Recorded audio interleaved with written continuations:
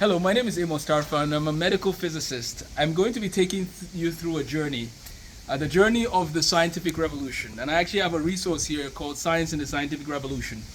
In this course, we're going to be talking about different people that have played a huge role in the history of science and mathematics. But how does this apply to your life? Well, there's a few ways that it applies. The first way is that if you're in middle school or high school, you are learning about some of these people. How cool would it be to know who the people are, such as Newton? Who was Isaac Newton? I'm recording at Cambridge University here in England. And I'm going to be talking about people like Isaac Newton, James Clerk Maxwell, and Michael Faraday. Michael Faraday wasn't a professor at Cambridge, but he was an influential figure in the era after the scientific revolution. What caused the scientific revolution to happen? I'm going to give you some things to chew on that. Now, as we go into this course, I have a few goals and objectives for you. The first one is I want you to be knowledgeable about the science history piece of the equation that we generally don't talk about in our education system. So I want to give you the perspective of looking at the 1600s. For example, Isaac Newton was born in 1642. Galileo had done his work. What are the things we can learn from Galileo and Kepler and Copernicus? And what was going on in Europe at this time?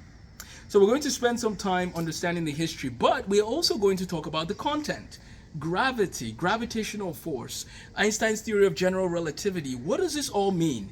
We're going from 1524 to 2024. 1524 was around the time Copernicus had actually technically finished his work, but he hadn't released it yet, and there's a reason for that. So in 1524, we have some things happening. We also have another major event that had just happened 7 years prior. I'm going to tie it all together in this video as we go on in our journey. So what we're going to do is we're going to start from the scientific revolution and we're going to work our way to the AI revolution. So you're going to get a 500-year history on the history of science. But that's not all I want to do. I don't just want to teach you the history of science or the philosophy of science or the chemistry and the physics and the mathematics concepts in science from 1524 to 2024. What I also want to do is I want to teach you some apologetics, Christian apologetics.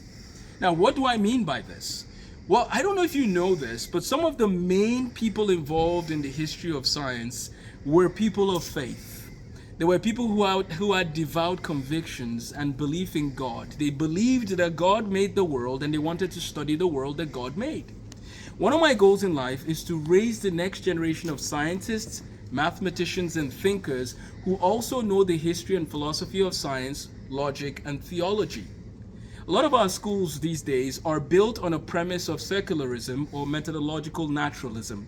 It's this idea that human beings don't have any purpose or meaning. They were just, we just happen to be here. There's no objective purpose for life and purpose and so on and so forth. But that's how our education system for the most part is built. What would it look like if we taught people as created beings made in the image of God that have different gifts and abilities and callings, and we help them to nurture those gifts and callings and help them to become who they were created to be? What could that look like in education? That's what Amos Tarfa is trying to explore. What I would love to do is to help every child to find what is the thing or what are the things that bring you joy and get you excited, and how can we help you to flourish in that? I'll give you a quick example with electrical engineering, which I love. There's several reasons I love electrical engineering, but one of the reasons is because James Clerk Maxwell is the father of electrical engineering. As you go through this course, you'll realize that there are some scientists that I really, really love, and he's one of them. Electrical engineering is a big part of the future, whether you like it or not, computer and electrical engineering. And so when we think about it, think about this question. Johnny says he wants to be an electrical engineer. He's very good at maths, and he loves to tinker with things, and he loves computers, and he wants to build programs and code. What if we put Johnny on a track to learn all the maths and the physics and help him to become a world-class computer engineer, get him involved with the International Association of Electrical Engineers? Now, Johnny has a direction, a vision. He has a mentor, for example, which is something I highly encourage. My son wants to be a mechanical engineer, for example, and I've connected him with a mentor that is giving him strategy.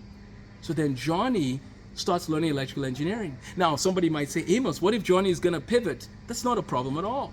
Johnny can pivot and still make a difference, because the knowledge that Johnny is learning, it can be helpful in other fields. But here's the point. When I know what Johnny loves to do, and I realize Johnny was created in the image of God, and Johnny has the ability to learn maths and science well, I give him the tools to flourish in the things that he loves.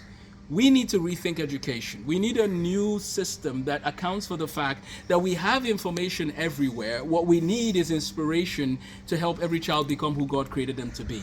This is part of why we're going through science and the scientific revolution.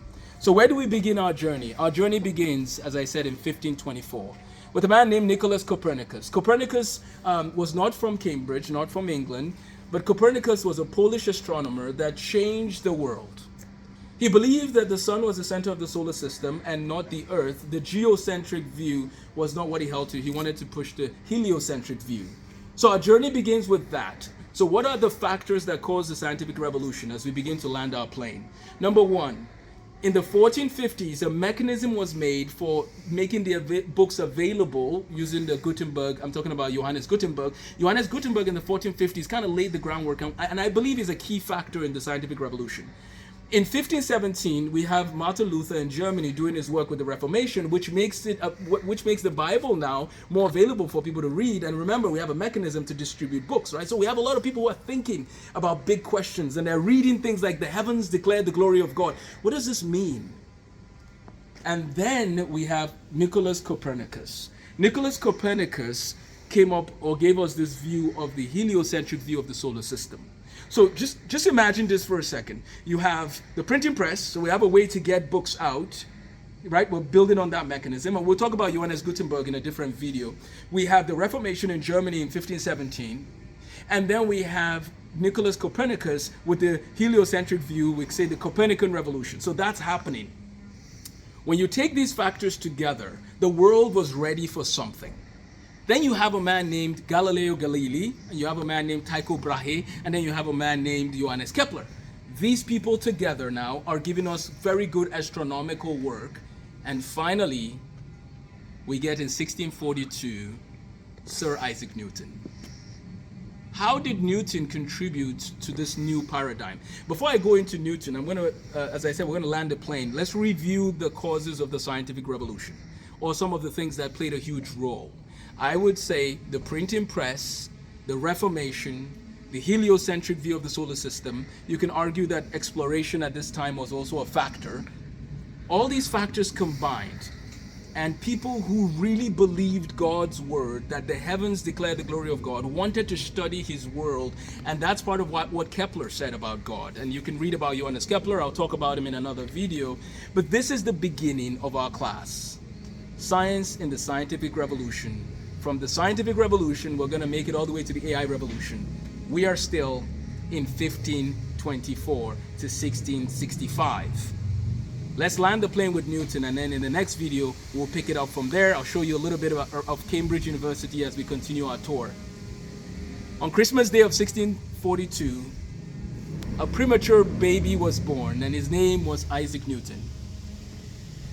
He was born the year that Galileo Galilei died. Galileo Galilei made a telescope, and that's a big deal now, studying the heavens. And Isaac Newton comes around in 1642. He comes to Cambridge University, 1661, and he does a lot of wonderful work, especially during the days when they had to go, during the days of the plague in the 1660s. This is what we're going to discuss in more detail in our course. But right now, I want you to be encouraged that the Bible and people that were willing to think and apply their minds, knowing that they were made in the image of God, a lot of them were the people that helped set the stage. And today I want to encourage everybody to give some serious thought to the question of the scientific revolution. I'll see you when we get back to Sir Isaac Newton. Have a blessed day.